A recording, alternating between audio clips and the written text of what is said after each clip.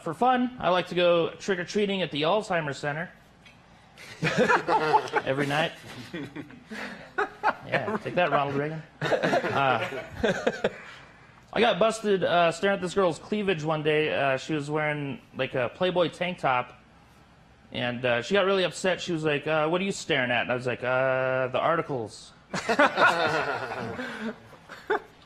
was fun. A few months ago, I got a ransom note in the mail, and it was actually addressed to my neighbor.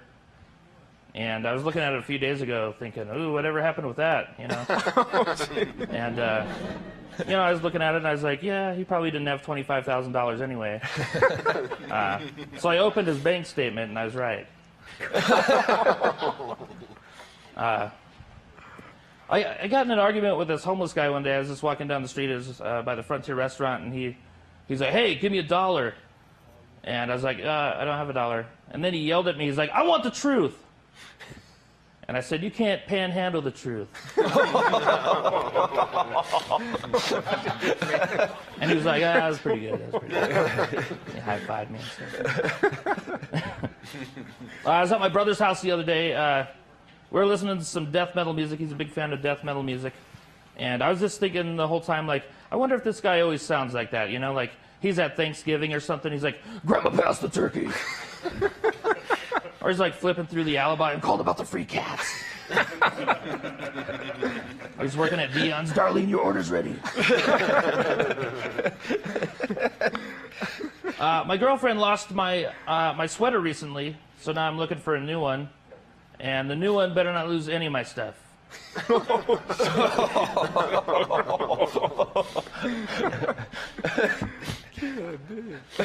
I went to Mexico not too long ago. I went to Mexico and I bought some books for my nephew, and I didn't realize they're in Spanish till I got home, so it's kind of weird because, you know, he doesn't speak Spanish. He's only 5. He doesn't really speak English all that well either. But he's pretty upset. You know, he's looking at the first book. He's like, "Hey, who is Jorge Curioso?" So that's Curious George.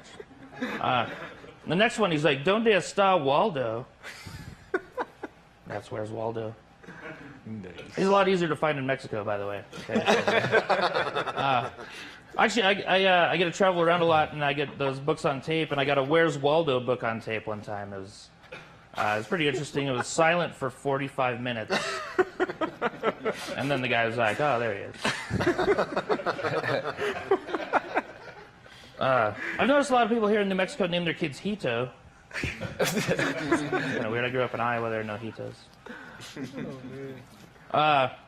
For fun, I like to go trick-or-treating at the Alzheimer's Center. Every night. Thank you. My name's Curt Fletcher, guys. Thank you so much. Thank you, Curt. Yeah. Awesome.